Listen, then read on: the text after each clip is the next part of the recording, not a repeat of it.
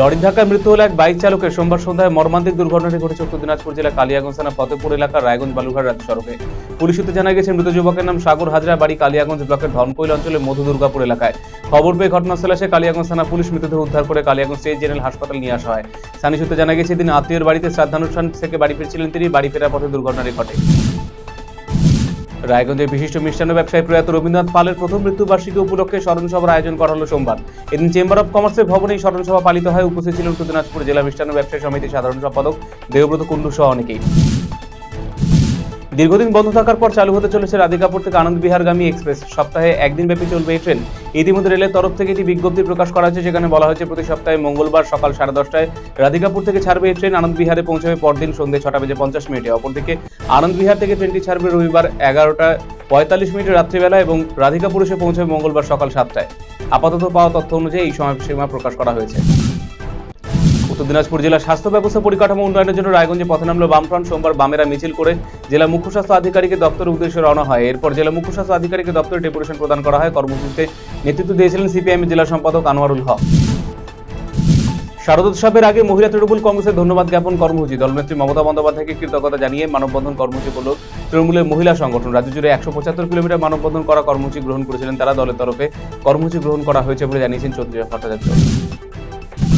কোচবিহারের নাটাবাড়ি বিধানসভা আন্দোলন ফুলবাড়ি 2 নম্বর গ্রাম পঞ্চায়েত প্রধানের বাড়িতে বোমাবাজি সহ নাটাবাড়ি 1 নম্বর পঞ্চায়েতের কার্যালয়ে তৃণমূলের তালা ঝুলিয়ে দেওয়ার প্রতিবাদে তুফানগঞ্জ মহকুমা শাসকের নিকট ডেপুটেশন প্রদান করল বিজেপি। সোমবার তুফানগঞ্জ 1 নম্বর ব্লকের নাটাবাড়ি 1 এবং অন্দরান ফুলবাড়ি 2 নম্বর গ্রাম পঞ্চায়েতের প্রধান সহ বিজেপি কর্মী সমর্থকরা মহকুমা বিজেপি দলীয় কার্যালয় থেকে একটি মিছিল করে এসে তুফানগঞ্জ মহকুমা শাসকের কাছে ডেপুটেশন প্রদান করে। কোচবিহারে বিজেপি তৃণমূলের মধ্যে মুখোমুখি সংঘর্ষের জেরে উত্তেজনা ছড়ালো এলাকায়। জানা গেছে, বিজেপির পক্ষ থেকে তুফানগঞ্জ জুড়ে যে হারে বিজেপির উপর অত্যাচার চালানো হচ্ছে তা নিয়ে তুফানগঞ্জ মহকুমা শাসকের কাছে স্মারকলিপি প্রদান করতে যান নাটাবাড়ি বিজেপি বিধায়ক মিহির গোস্বামী, তুফানগঞ্জের বিধায়িকা মালতী রায় সহ অন্যান্য কর্মীবৃন্দ। বিশেষ চাহিদা সম্পন্ন নাবালিকাকে ধর্ষণের ঘটনায় অভিযুক্ত যুবককে 10 বছরের সশ্রম কারাদণ্ডের রায় দিল জলপাইগুড়ি জেলা পক্সো আদালত। দুপক্ষের সওয়াল জবাব শেষে সোমবার জলপাইগুড়ি জেলা আদালতে পক্সো কোর্টের বিচারক ইন্দুবর ত্রিপাঠী এই নির্দেশ দেন। সেই সাথে অভিযুক্তকে 20,000 টাকা জরিমানা অনাদায় আরও 2 মাসের সশ্রম কারাদণ্ডের নির্দেশ দেন তিনি। আদালতের সরকারি আইনজীবী দেবাশিস দত্ত জানিয়েছেন, আদালত ওই নাবালিকাকে ক্ষতিপূরণ বাবদ 2 লক্ষ টাকা দেওয়ারও আদেশ দিয়েছেন লিগাল সার্ভিস অথরিটিকে। করণদিঘি ব্লক সুসংহত শিশু বিকাশ প্রকল্পের নতুন কার্যালয় ফিতে কেটে উদ্বোধন করলেন করণদিঘি বিধায়ক গৌতম পাল। দীর্ঘদিন প্রকল্পের কাজ ভাড়া ঘরেই চলছিল। স্থানীয় বিধায়কের প্রচেষ্টায় কৃষি দপ্তরের মার্কেটিং কমপ্লেক্সের একটি দ্বিতল পাকা ঘরে এদিন আইসিডিএস এর কার্যালয় চালু হয়। উপস্থিত ছিলেন সিডিপিও সজিবউদ্দিন মণ্ডল, করণদিঘির বিধায়ক গৌতম পাল, করণদিঘি জয়েন্ট ভিডিও বাপ্পাদিত্য রায় সহ অনেকেই।